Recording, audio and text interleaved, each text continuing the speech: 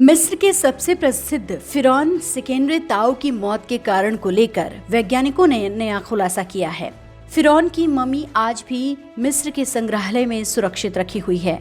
कुछ समय पहले ही वैज्ञानिकों की एक टीम ने फिरौन के सिर का सिटी स्कैन किया था, जिसमें उन घावों का खुलासा हुआ है जिसे फिरौन की मौत का कारण माना जा रहा है।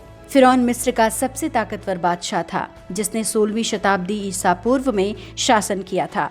कहा जाता है कि विदेशी आक्रमणकारी होक्सेस राजवंश के साथ लड़ाई में पकड़े जाने के बाद फिरौन को मौत के घाट उतार दिया गया था।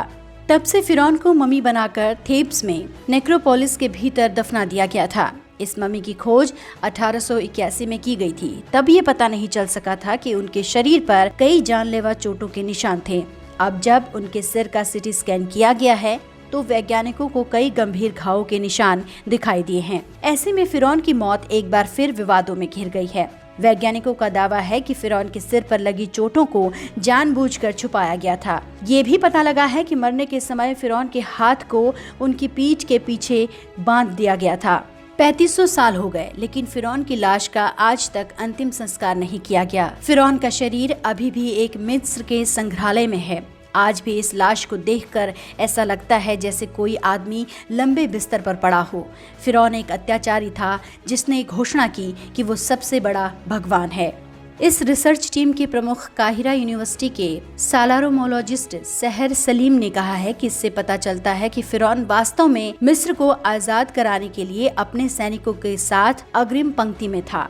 शोधकर्ताओं ने ये भी पता लगाया है कि फिरौन को कई अलग अलग हथियारों के जरिए एक से ज्यादा हमलावरों ने मारा था, क्योंकि उनके शरीर पर 5 अलग अलग तरह के हथियारों से बने चोट के निशान मिले हैं। दावा किया गया है कि अगर एक हमलावर ने मारा होता तो वो अलग अलग एंगल से एक ही हथियार का प्रयोग करता, लेकिन इसमें चोट के निशान बताते हैं कि हथियार एक से ज्यादा थे।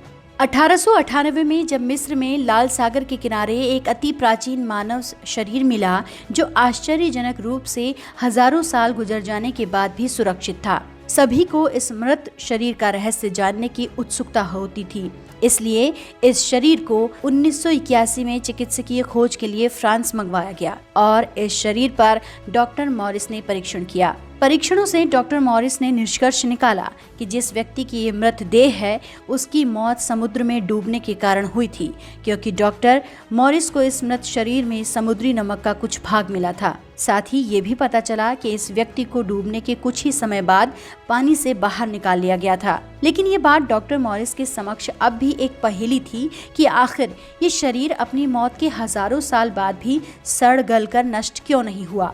मुस्लिम लोग बिना जांच रिपोर्ट के सामने आए ही ये कह रहे हैं कि ये व्यक्ति समुद्र में डूबकर मरा था और ये मृतदेह उस फिरौन का है जिसने अल्लाह के नबी हजरत मूसा और उनके अनुयायियों का कत्लेआम करना चाहा था, क्योंकि फिरौन की लाश के सदा सुरक्षित रहने और उसके समुद्र में डूबकर मरने के बाद उनकी पवित्र पुस्तक कुरान में लिखी है, जिस पर वो विश्वास करते हैं। इस शरीर की मौत के हजारों साल बाद भी इस शरीर के बचे रह जाने का कोई वैज्ञानिक कारण डॉक्टर मॉरिस या अन्य वैज्ञानिक जब तक पता लगा पाते, इसे ईश्वर के चमत्कार के अतिरिक्त और क्या माना जा सकता था। पिछले साल कयारो के दक्षिणी हिस्से में सक्कारा के कब्रिस्तान में मिट्टी की कब्रें मिली। 2 महीने पहले शुरू हुए मिशन में 36 फीट गहराई में ये जगह मिली, जिसमें 13 ताबूत थे और गहराई में जाने पर और ज्यादा ताबूत मिलने लगे। हाल में ही मिस्र में कई ताबूतें मिली हैं जिसमें मम्मी पाई गई है। इसके अलावा अक्टूबर 2020 में 2500 साल पुराने मम्मी के 80 ताबूतों को खोजा गया है। ये ताबूत पत्थर से बनी कब्र के नीचे दफन थे। ये मम्मी डजोसर के पिरामिड के पास मिले हैं, जो प्राचीन राजधानी मेम्फिस में स्थित है। मेम्फिस के खंडहरों को 1970 के दशक में एक यूनेस्को विश्व विरासत स्थल के रूप में नामित किया गया था। इस इलाके में कम से कम 11 पिरामिड स्थित हैं।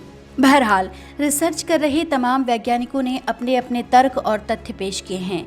कई फिरौन की मौत से काफ़ी प्रभावित हुए हैं, लेकिन सवाल आज भी जस का तस बना हुआ है कि इतने साल गुजर जाने के बावजूद भी फिरौन का अंतिम संस्कार नहीं हो पाया।